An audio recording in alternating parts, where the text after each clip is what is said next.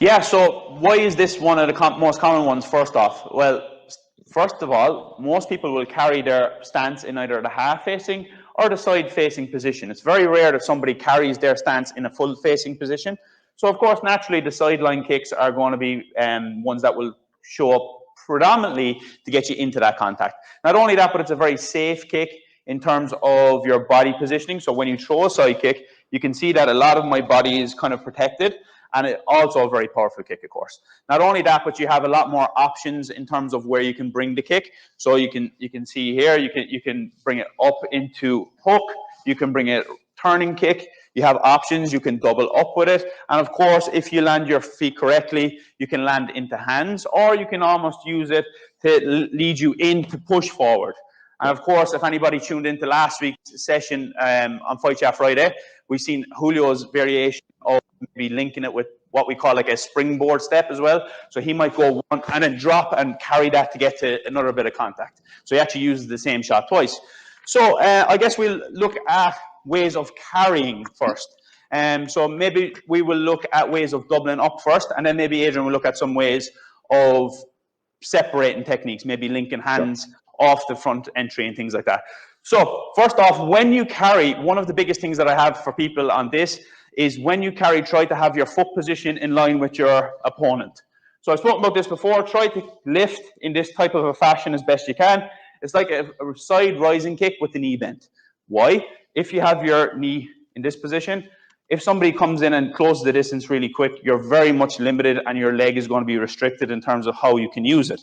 So it's best to have your attacking tool always facing, because if all comes to all, you can always move back and then have your attacking tool ready or move forwards.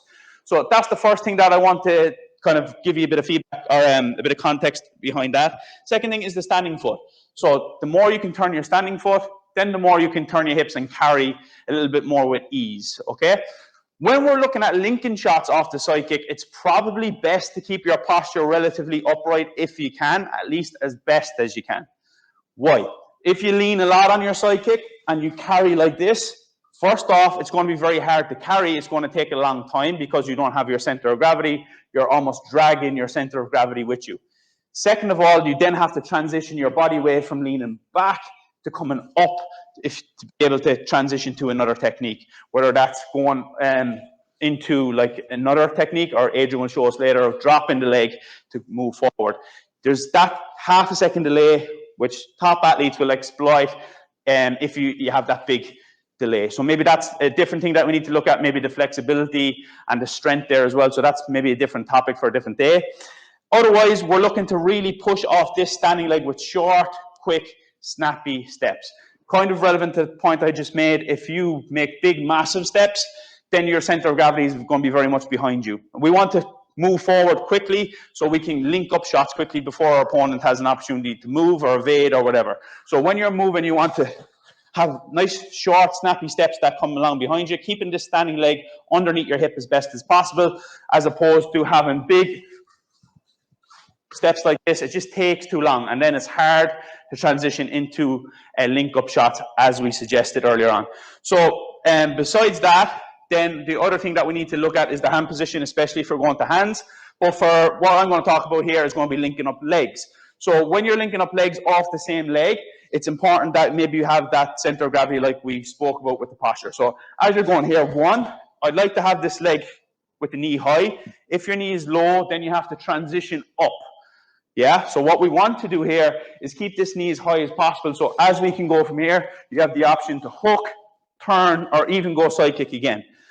So that's one of the things that you need to be aware of, is hand position and knee. So you want this type of position as best as you can. So then as you carry, then you can shoot. When you do your final kick, try not to be kicking to get to the contact. You want to carry. So there's a difference between carrying and then kicking at the end of it versus kicking. And if you kick, your partner or opponent is going to be gone very, very quickly. So you don't want to be wasting that. So my suggestion, keep everything nice and compact, keep your standing leg underneath you, small, quick, snappy steps, and then you carry to contact. When you're ready to kick, then kick.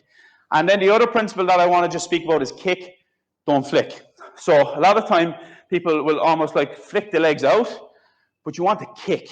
Yeah, so if it's like here, you want to kick and use the length of your leg. Yeah, you don't want to just be flicking the shot. Because the distance of the shot then is reduced, and that's not what we want to do if we're looking to transition into multiple shots to build combinations and things like that. So maybe just pick one or two principles that maybe stood out to you there and said, okay, maybe that's not something I'm doing, but will really help me. And just try to link up some shots of your own here, and maybe just mix it between 3 steps, 4 steps, 2 steps, whatever, of just carrying into contact and then shooting at the last one without dropping the leg. And of course, if you want to, if you really have to, you can. And it gives you a nice little, Julio Carras is fantastic at this, of just getting that like springboard as well.